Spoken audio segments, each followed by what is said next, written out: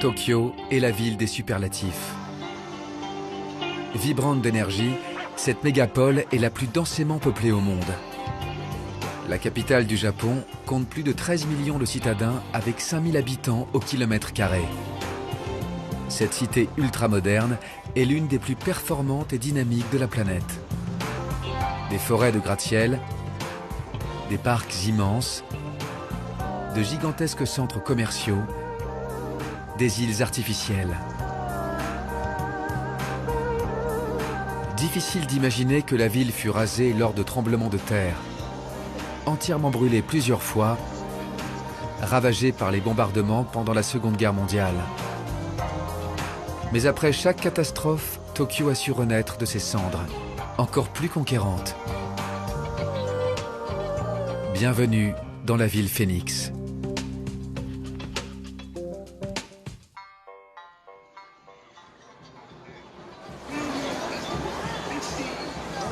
Le quartier d'affaires de Shibuya est la vitrine de la Tokyo futuriste.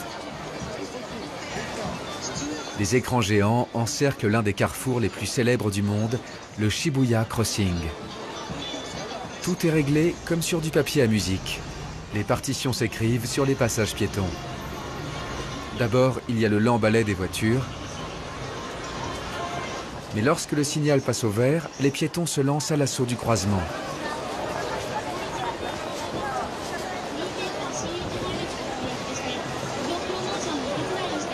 Sans jamais se toucher, ils progressent le plus rapidement possible à travers la foule compacte.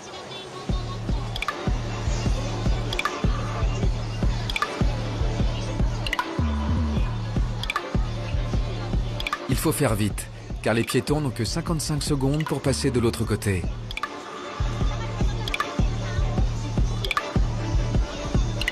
Les retardataires doivent courir pour éviter de se faire écraser.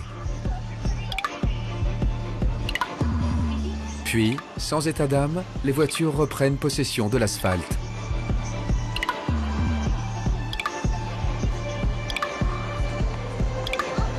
Le spectacle sans cesse répété est hypnotique.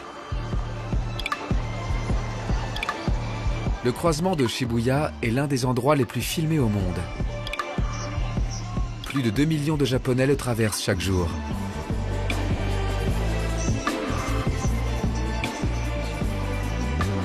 Alors pour faire le buzz, certains n'hésitent devant rien. Tels ces artistes de rue qui promènent leurs collègues crucifiés au milieu de la cohue.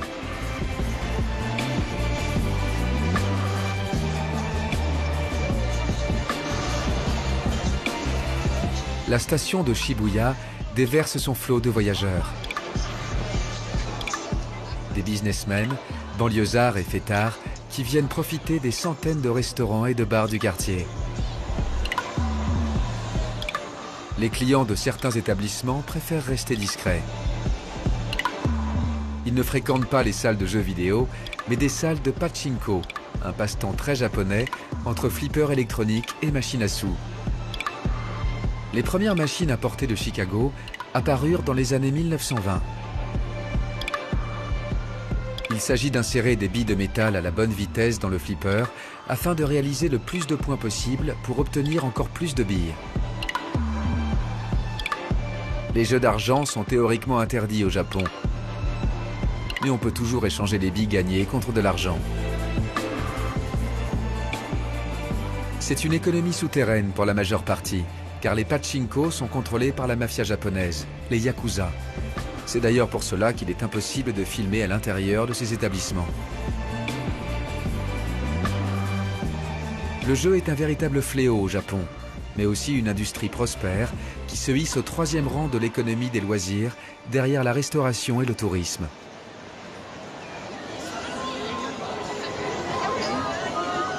Shibuya est aussi le théâtre d'une histoire incroyable que connaissent tous les habitants de Tokyo. Celle de Hachiko, le chien le plus dévoué dont on puisse rêver. Dans les années 1920, son maître, un professeur d'agriculture, lui avait appris à l'accompagner le matin jusqu'à la station et à revenir l'attendre chaque soir à son retour du travail. Malheureusement, le 21 mai 1925, le professeur ne rentra pas chez lui. Il était mort sur son lieu de travail. Comme d'habitude, Hachiko était là à l'attendre, fidèle au rendez-vous. Pendant 10 ans, jusqu'à sa mort, il allait revenir tous les soirs dans l'espoir de revoir son maître. Le chien, empaillé, est conservé au musée de la nature de Tokyo et une statue a été érigée en son honneur à l'endroit exact où il se tenait. Impossible de passer à Shibuya sans faire une photo souvenir avec Hachiko.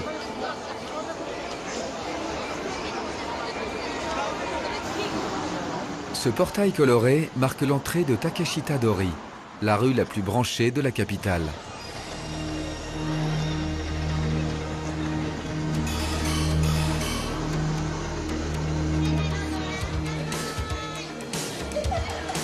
L'étroite allée piétonne se faufile entre des dizaines de magasins.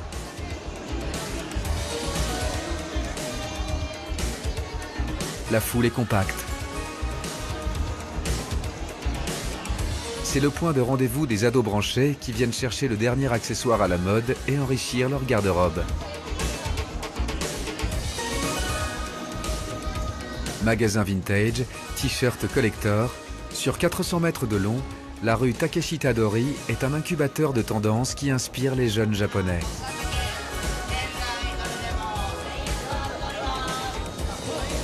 Ce vendeur au look de rappeur interpelle le client.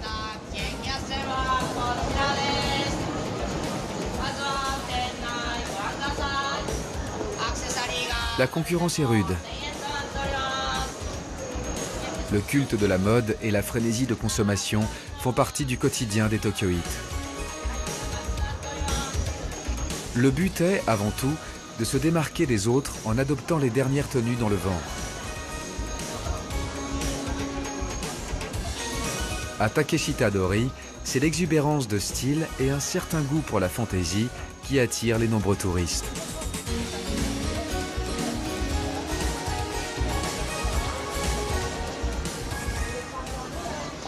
Plus loin, la rue mène à Harajuku, un quartier plus aisé qui a été pris d'assaut par les créateurs de mode et les artistes dans les années 90.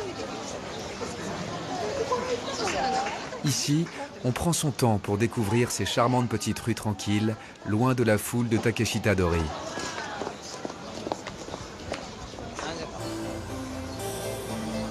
La vitrine du centre d'information expose une incroyable sculpture d'un artiste japonais baptisé Colorful Rebellion. En fait, c'est une horloge.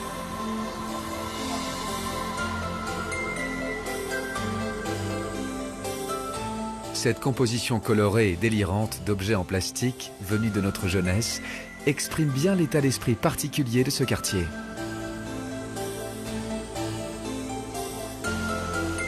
Elle est la parfaite illustration de l'esprit kawaii qui désigne ce qui est mignon, enfantin. Car les habitants de Tokyo sont de grands enfants. Ils adorent tout ce qui rappelle leurs jeunes années, comme les dessins animés et les jeux vidéo. La culture kawaii est présente dans chaque recoin.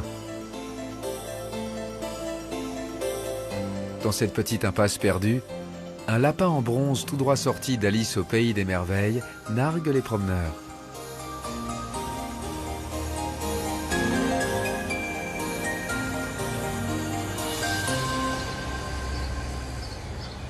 Plus loin, ce bâtiment abrite l'une des premières galeries d'artistes indépendants, la Design Festa. Les jeunes artistes encore inconnus peuvent exposer ici en toute liberté. Comme nous l'explique Kosé, l'attaché de presse de la galerie. Si votre œuvre est originale, alors vous pouvez exposer ici. Dans notre galerie, nous exposons les œuvres d'artistes très différents. Par exemple, dans cette salle, nous exposons des photos de ce ranch.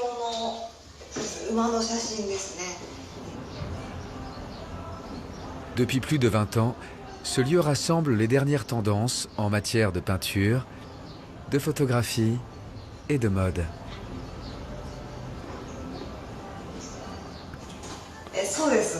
Au début, cet endroit a été ouvert par une styliste très connue, Uzuki. Ce n'était pas encore une galerie. On y organisait des happenings, des défilés de mode, des shows. Uzuki ne l'utilisait que pour ça. À l'époque, il n'y avait que 2 shows par an. C'était en 1994 que les shows ont démarré. Mais 4 ans plus tard, on en a fait une galerie. Parce que le lieu ne servait que 2 fois par an. Mais on a gardé le même concept, le même esprit. C'est une association qui gère l'endroit et qui gagne de quoi faire tourner la galerie grâce aux revenus de ce petit restaurant.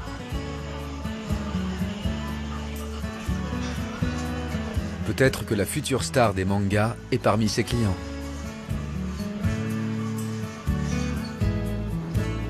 Cet appétit pour la nouveauté, les habitants d'Harajuku l'ont développé après la Seconde Guerre mondiale, lorsque les troupes américaines stationnaient dans la ville.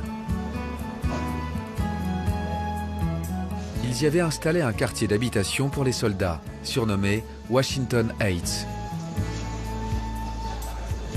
Les Japonais n'avaient pas le droit d'y entrer. Le quartier limitrophe d'Harajuku devint alors pour les jeunes l'endroit idéal pour découvrir l'American Way of Life, ce monde de consommation et d'abondance qui tranchait avec la pauvreté de l'époque.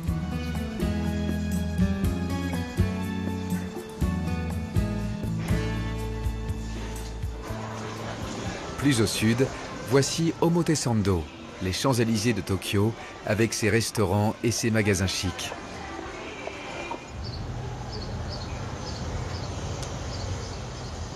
Les Japonais sont les premiers clients des marques de luxe au monde.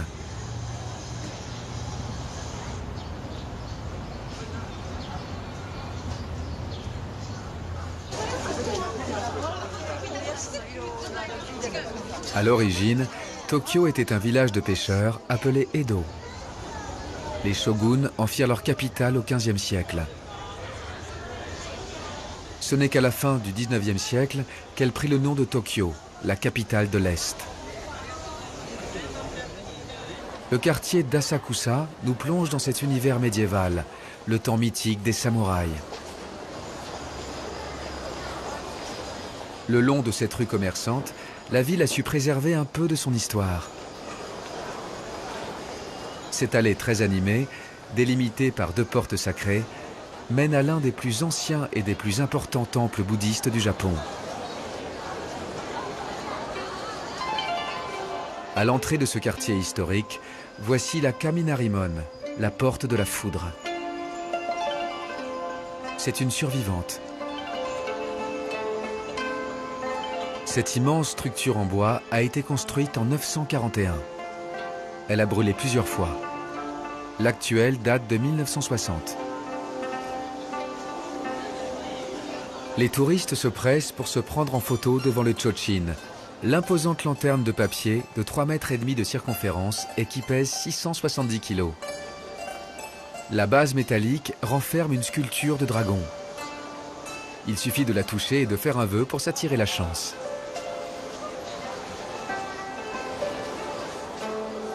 Une fois passée la porte, l'allée Kanamizedori remonte le long d'un matsuri, une kermesse printanière avec ses commerces traditionnels.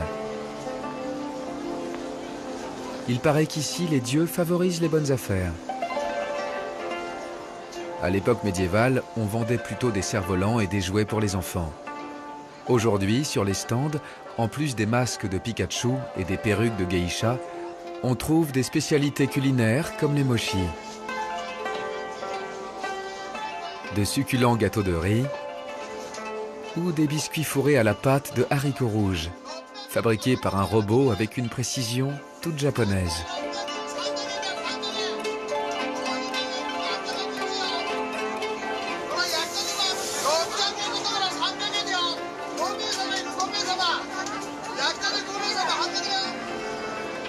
Mais si l'endroit est si populaire, c'est parce qu'ici on peut venir chercher la bonne fortune. Il y a les chats porte-bonheur, les mannequins Neko.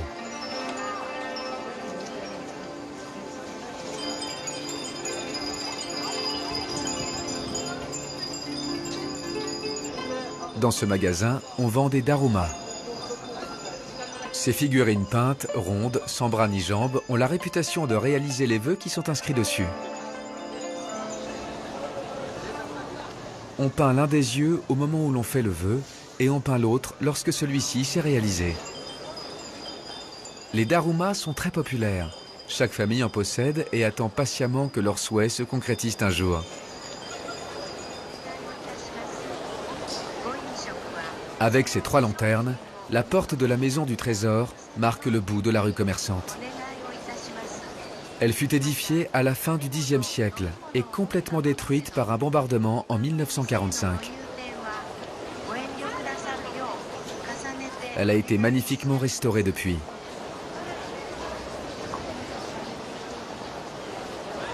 Le temple de Sensoji est le saint des saints du bouddhisme japonais. Sur le côté, la pagode des 5 histoires domine l'entrée du sanctuaire de ses 64 mètres de hauteur. Dans la cour centrale, des échoppes traditionnelles vendent des porte-bonheur. Ce sont de petites amulettes en soie ou en papier qui contiennent une prière.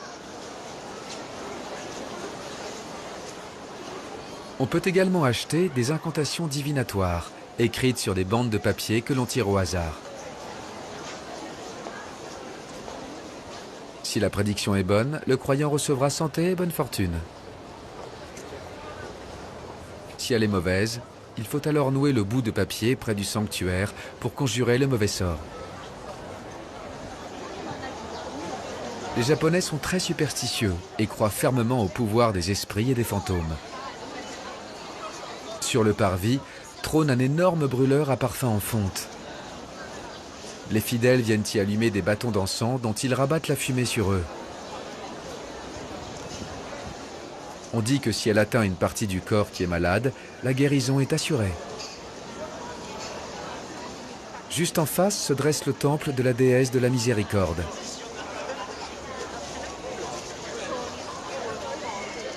La légende raconte qu'il y a 1400 ans, 2 pêcheurs remontèrent dans leur filet une statue de la déesse perdue au fond de la rivière voisine. Ils firent alors le serment solennel d'édifier un temple à la gloire de Bouddha, à l'endroit même de leur découverte.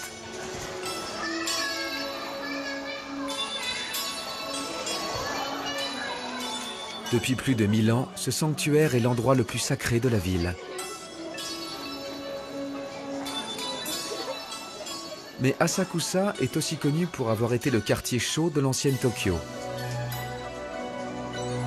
Autour des temples et des sanctuaires, il y avait un hanamachi, qui signifie la rue des fleurs, l'endroit où vivent et exercent les geishas. Au XVIIe siècle, ces artistes dévoués au plaisir des samouraïs, musiciennes et danseuses, étaient également les maîtresses de la cérémonie du thé. L'Hamanachi d'Asakusa concentre les appartements privés de geishas, des maisons de thé, des maisons de plaisir et des restaurants. Encore aujourd'hui, une vingtaine de femmes exercent cette profession très codifiée. Elles donnent leur spectacle lors de dîners d'affaires. Il en coûtera presque 1000 € pour 1 heure passée avec ces professionnels de la tradition nippone. Malgré la foule, Asakusa a su garder son authenticité. Le quartier est populaire auprès des amoureux du passé de leur ville.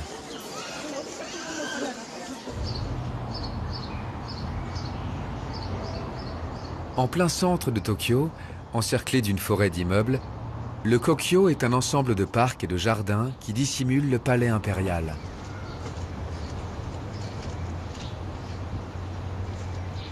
C'est l'une des promenades préférées des Tokyoïtes. Au-delà des douves se cache la résidence du 126e empereur du Japon, Akihito. Avec 2600 ans d'existence, c'est la famille impériale la plus ancienne au monde et toujours l'une des plus secrètes. Ses origines remonteraient au VIe siècle avant notre ère. Le parc Kokyo abritait le château d'Edo, l'ancienne demeure du shogun, construite au XVe siècle et qui fut détruite lors d'un incendie en 1873.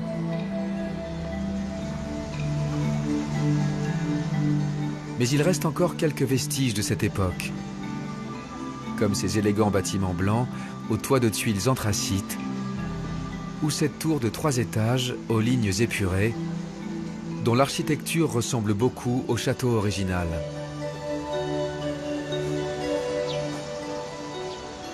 C'est sans aucun doute le plus célèbre des monuments du parc Kokyo.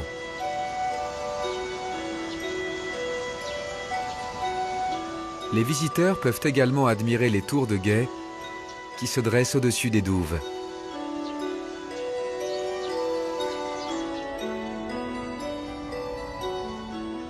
Au pied des remparts, les jardins ont été plantés avec 2000 pins du Japon.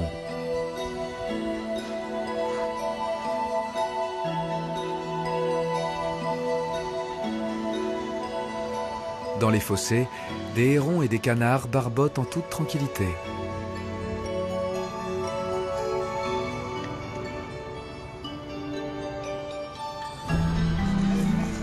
Mais les touristes se retrouvent tous devant le double pont qui accède au palais impérial.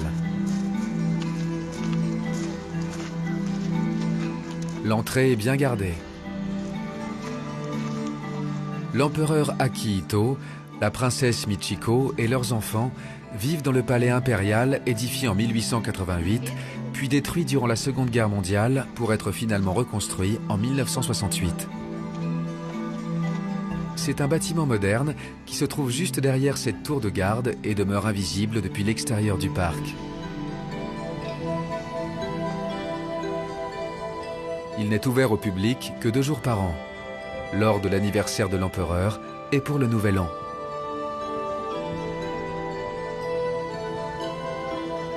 Aujourd'hui, le monarque n'a plus le pouvoir politique que les shoguns lui avaient rendu à la fin du XIXe siècle, au début de l'ère Meiji. Même s'il n'est plus considéré comme un dieu vivant, il reste néanmoins de lignée divine. Pour les Japonais, il est le garant de l'unité nationale.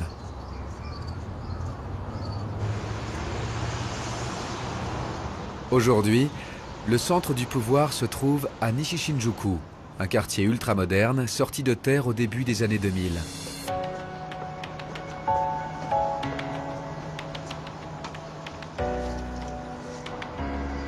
Les banques et les sièges des grandes entreprises se sont installés autour de l'hôtel de ville, le Metropolitan Government Building.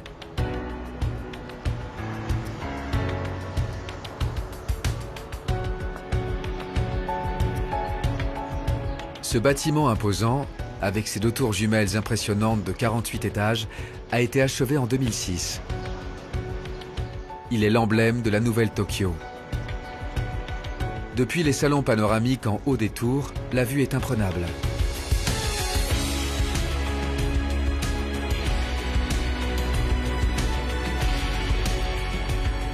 La ville tentaculaire s'étend jusqu'à l'horizon. D'ici, on aperçoit l'immense parc Yoyogi, l'un des poumons verts de la capitale. Plus loin, les jardins de Shinjuku abritent une énorme serre tropicale.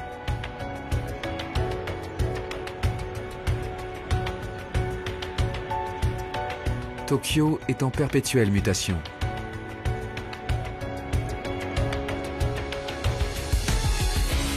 Des chantiers titanesques font surgir des quartiers entiers. Après la guerre, la capitale s'est métamorphosée en un gigantesque centre urbain. Avec sa banlieue, le Grand Tokyo compte plus de 38 millions d'habitants répartis sur 23 arrondissements.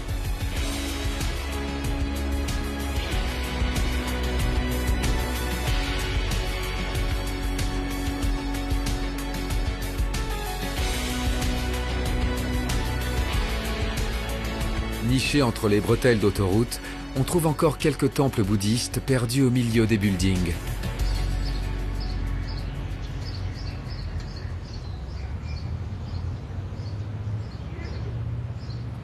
Le quartier de Nishishinjuku rassemble les gratte-ciels les plus modernes de la ville, comme la tour Gakuen Kokun Tower construite en 2008. Cette école de mode et de design fait 50 étages et mesure 204 mètres de haut. Avec le 21e siècle, Tokyo est devenue une ville futuriste. Les meilleurs architectes de la planète y rivalisent d'intelligence et de créativité. La capitale nippone est devenue une plateforme mondiale incontournable pour les affaires, la finance, la culture et les loisirs. Entre les buildings, des espaces verts, des parcs et des restaurants.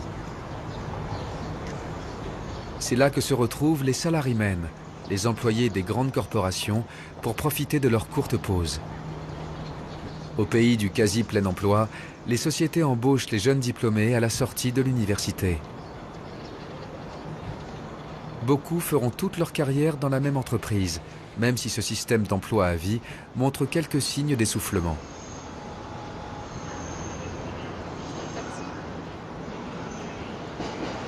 Ces salarymen ont été les fantassins du développement économique impressionnant du pays depuis la fin de la guerre. Reconnaissables à leur costume cravate, ils travaillent souvent plus de 10 heures par jour et prennent rarement des vacances.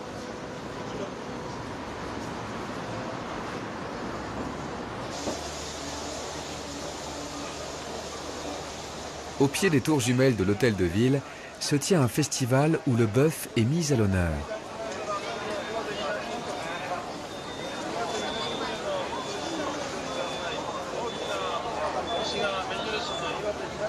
Dans le parc central de Nishishinjuku, la mairie a installé des tables pour que les connaisseurs puissent déguster le wagyu, le bœuf japonais.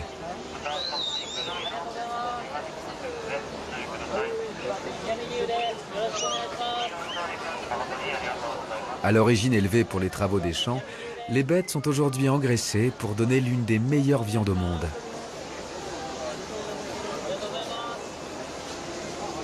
Il existe de nombreuses sortes de wagyu, mais la plus connue est la race de Kobe. S'offrir un steak est un véritable luxe. Les prix peuvent atteindre plus de 300 € le kilo. Mais ce n'est pas un hasard si le bœuf de Kobe est aussi recherché. Kameda, un éleveur, nous en donne l'explication. La variété de Wagyu, le bœuf japonais de Kobe, donne la meilleure de toutes les viandes. Ce qui fait la grosse différence avec les autres Wagyu, c'est que nous sommes les premiers du classement. Au Japon, il existe 15 niveaux de qualité. Seuls les 2 premiers du classement ont le droit à l'appellation bœuf de Kobe.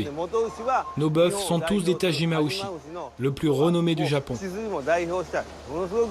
C'est la race originale des Wagyu japonais. Il faut que le bœuf soit un Tajima Ushi et qu'il soit élevé dans la région de Kobe. Pour recevoir l'appellation bœuf de Kobe, il faut au moins 30 mois d'élevage. C'est pourquoi cela revient si cher. Pour détendre le bœuf, on lui fait écouter de la musique classique. Vous voyez comme on les aime, nos Wagyu? Pour arriver à ce niveau-là, celui d'une appellation de grande qualité, on s'occupe des bœufs avec autant d'amour que s'il s'agissait de nos propres enfants. C'est ça qui fait la différence.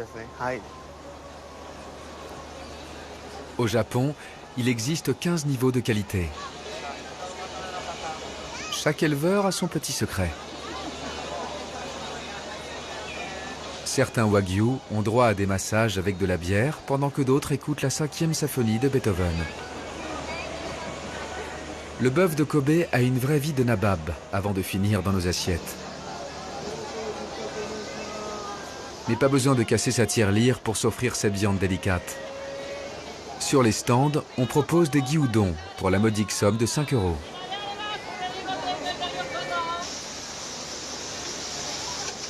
Cette recette typiquement japonaise consiste en un bol de riz vinaigré sur lequel on dépose des tranches de bœuf sautées avec des oignons.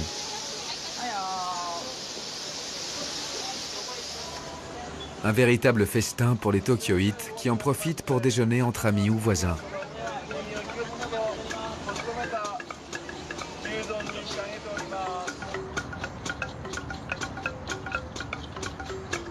Oasis de verdure au centre de la mégalopole, le parc de Yoyogi est sans doute le jardin public le plus populaire.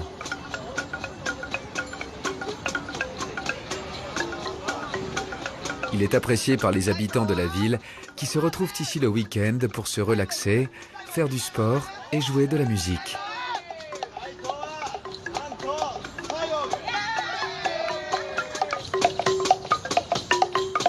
Dans les allées tranquilles, vous aurez peut-être la chance d'écouter Masahiro Tatematsu, le cycliste musicien.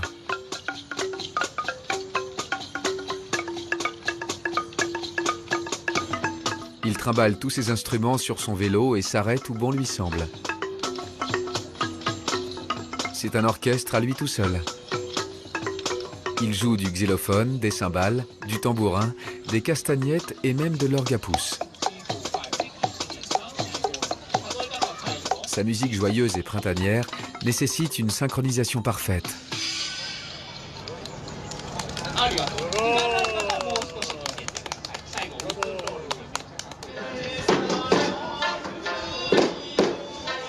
Plus loin, un groupe répète une danse venue de l'archipel d'Okinawa, des îles situées à plus de 2000 km au sud de Tokyo. Cette chorégraphie s'appelle une Elisa. C'est à l'origine une danse sacrée qui est devenue très populaire. Les Tokyoïtes ont beau être des citadins, ils n'en aiment pas moins le folklore et les spécialités des différentes provinces.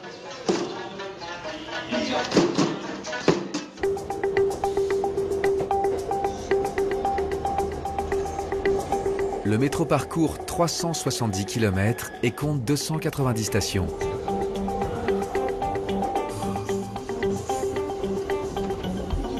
Chaque jour, c'est presque 10 millions de voyageurs qui empruntent les 13 lignes qui desservent la capitale.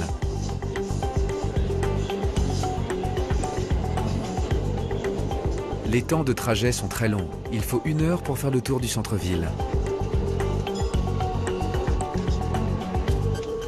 La ligne Yamanote est circulaire et son tracé délimite officieusement le centre de Tokyo. C'est l'une des lignes les plus chargées car elle dessert les principaux quartiers de la ville dont Akihabara. Au nord de la ville, Akihabara est le rendez-vous des otaku.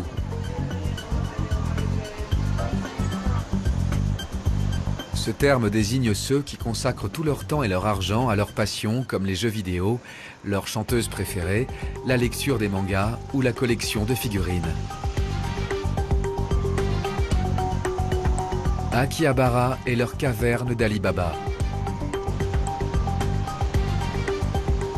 C'est là, et nulle part ailleurs au monde, que les amateurs de dessins animés pourront trouver tout ce qu'ils cherchent. Des éditions collector et l'univers de leurs héros favoris.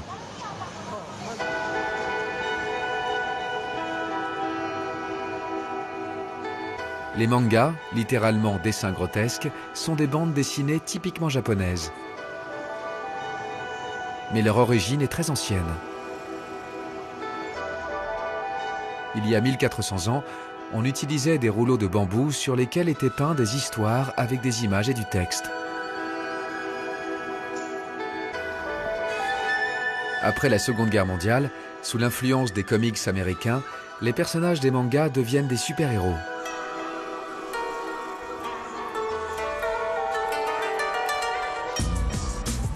Leur succès ne s'est jamais démenti depuis et les mangas les plus populaires se vendent en centaines de millions d'exemplaires à travers le monde.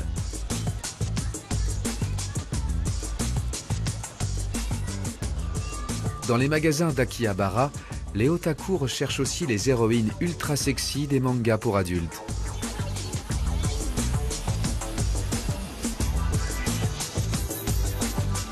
Généralement, ces figurines représentent de très jolies filles en silicone dans des poses suggestives.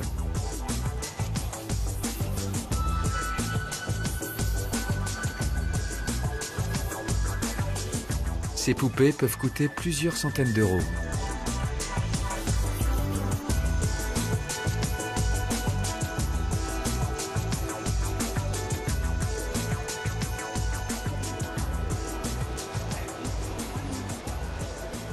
Sur Otaku Road, de plus en plus de cafés manga se sont ouverts, où les employés sont habillés en soubrette.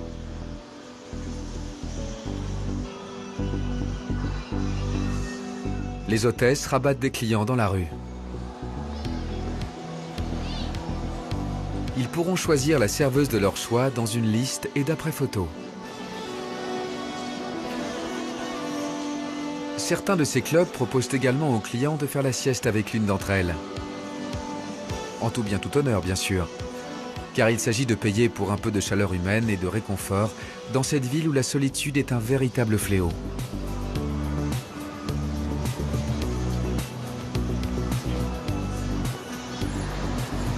Akihabara signifie le champ des feuilles d'automne, car c'est longtemps resté un immense terrain vague envahi par les arbres. Avec la construction de la station de métro en 1890, le quartier commença à se développer avant d'être entièrement détruit dans les bombardements de 1945.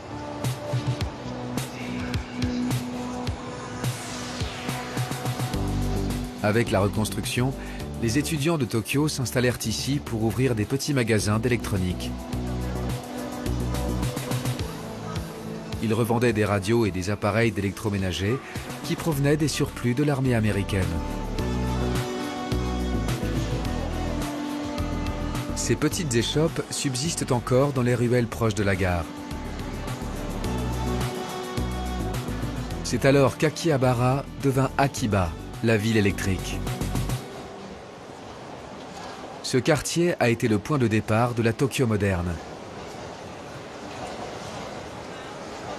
Des centres commerciaux géants se sont ouverts, faisant d'Akihabara le point de rencontre des geeks en quête des derniers gadgets électroniques.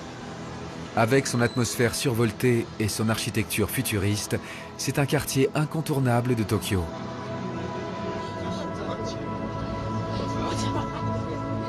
Cette rame de métro aérien circule sans conducteur entre les gratte-ciels.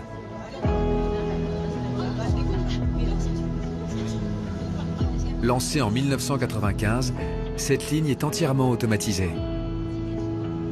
Elle a été la première de ce type au Japon. Elle transporte 100 000 passagers par jour. Le métro file entre les immeubles avant d'entamer une boucle dans la baie de Tokyo.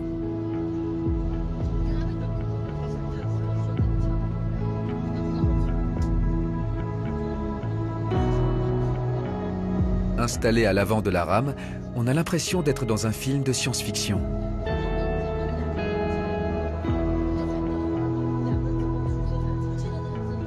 Le front des gratte-ciels se découvre au fur et à mesure.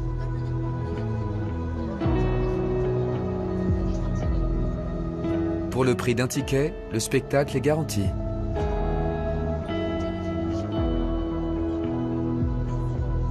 Le métro glisse à présent vers Odaiba, la nouvelle Tokyo.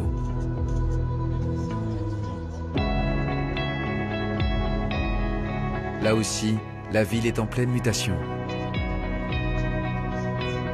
De nouveaux immeubles qui utilisent les dernières technologies, des quartiers entiers qui sortent de terre.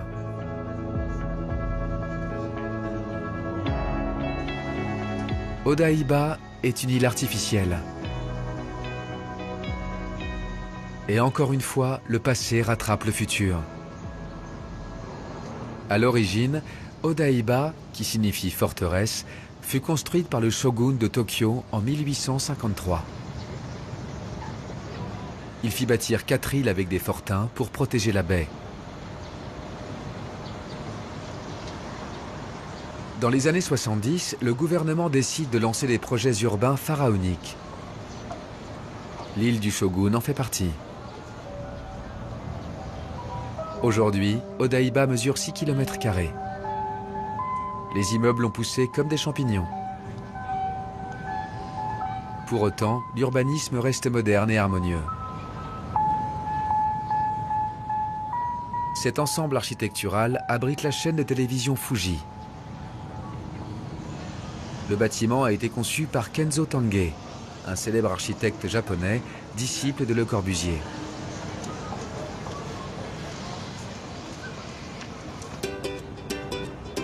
À Alors qu'Odaiba était plutôt destiné au départ à recevoir des immeubles de bureaux, dans les années 80, les premiers habitants ont commencé à s'installer. Depuis, le succès de ce lieu ne s'est jamais démenti. L'esplanade centrale offre une vue unique sur Tokyo et ses gratte-ciels. La gigantesque métropole se dresse fièrement comme la porte d'entrée de l'archipel. La statue de la liberté postée sur la baie rappelle une autre ville célèbre, New York. C'est la France qui a offert cette réplique au Japon en 1998. À l'origine, elle ne devait rester qu'un an, mais elle est devenue si populaire qu'il a été décidé de ne pas la démonter.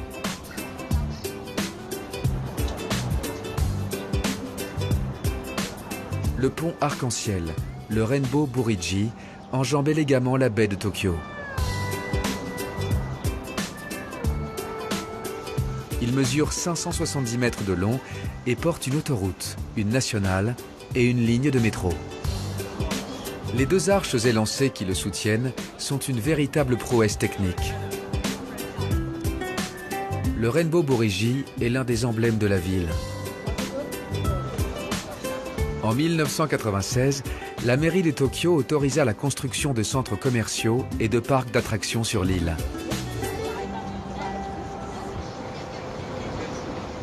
Odaiba va alors devenir l'endroit préféré des citadins pour passer le week-end. Le long des docks en bois, les visiteurs déambulent entre les salles d'arcade de jeux vidéo, les musées, les nombreuses boutiques et les restaurants du front de mer.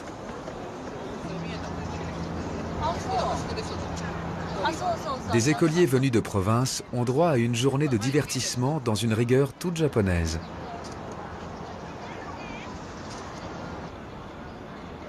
Au bout de ce petit restaurant, une magnifique plage artificielle accueille les promeneurs. Cette large bande de sable entoure une petite baie tranquille. Toutes les fins de semaine, de nombreuses familles viennent ici pour se détendre et profiter de l'air marin.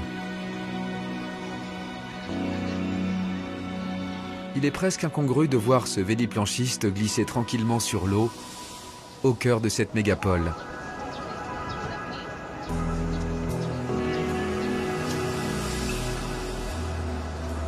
Mais la plage est presque déserte aujourd'hui, car le temps de loisir est compté.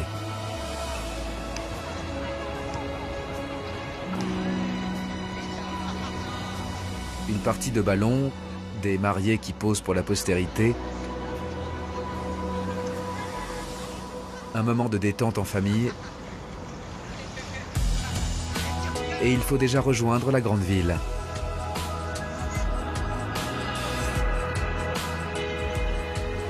Les derniers ferries vont bientôt partir. Celui-ci ressemble à un vaisseau spatial, avec ses formes arrondies et ses immenses baies vitrées. Ce n'est pas étonnant puisqu'il a été dessiné par un célèbre auteur de manga.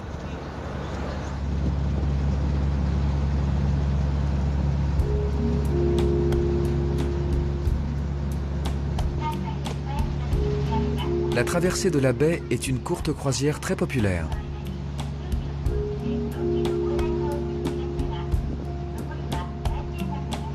Le bateau passe sous les immenses arches du Rainbow Bridge,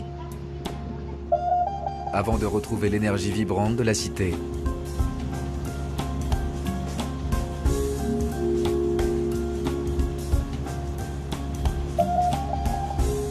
Direction le cœur de Tokyo.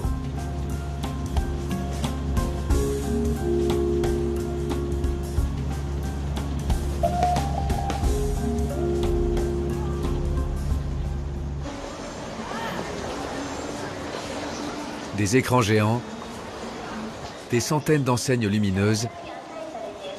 Nous sommes à Shinjuku, l'un des quartiers les plus animés.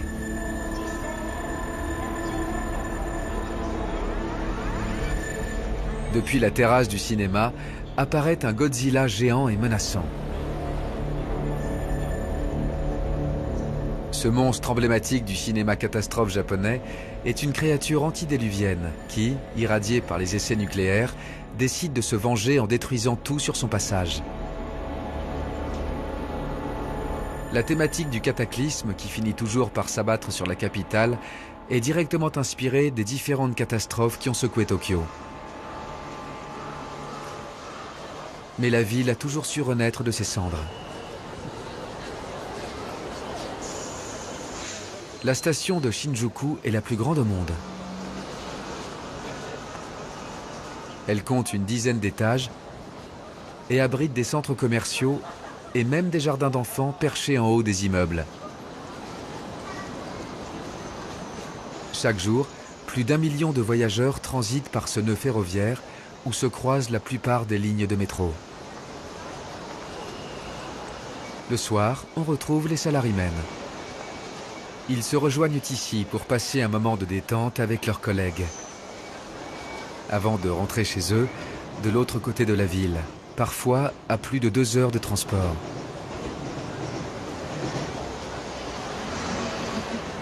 Shinjuku a beaucoup souffert des bombardements américains.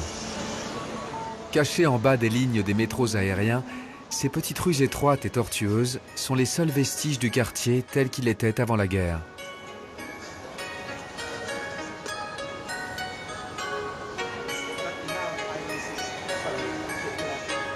Il est très typique avec ces minuscules restaurants qui ne peuvent accueillir plus de 5 ou 6 clients à la fois.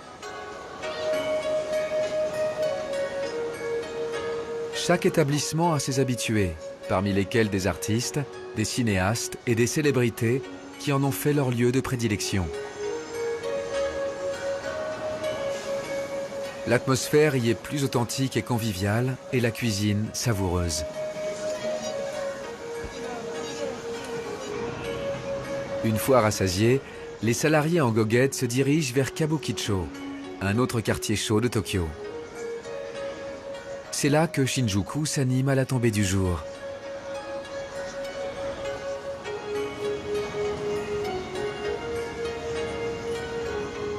Dans ces petites rues, entre les karaokés très prisés des Tokyoïtes et les love hotels où l'on paye une chambre pour quelques heures, les enseignes lumineuses des bars et des salons de massage affichent des visages d'hôtesses aux tenues de soubrettes ou d'infirmières.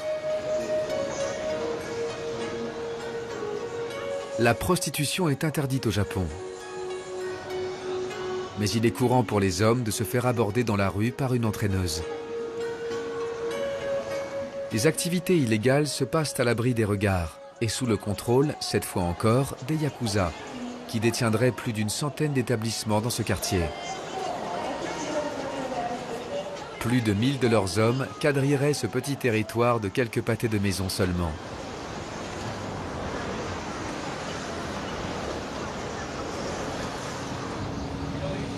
La nuit tombe sur Tokyo. La tour de Tokyo est l'emblème de la ville. Elle rappelle curieusement la tour Eiffel, mais elle est un peu plus haute. En effet, elle mesure 333 mètres, soit presque 8 mètres de plus que son aînée. Le soir, elle brille de 1000 feux. Des millions de lumières s'affichent sur les immeubles de cette capitale qui ne dort jamais.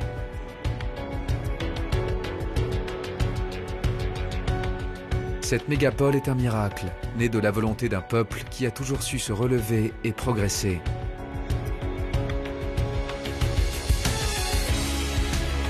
Ils ont fait de Tokyo une ville phénix.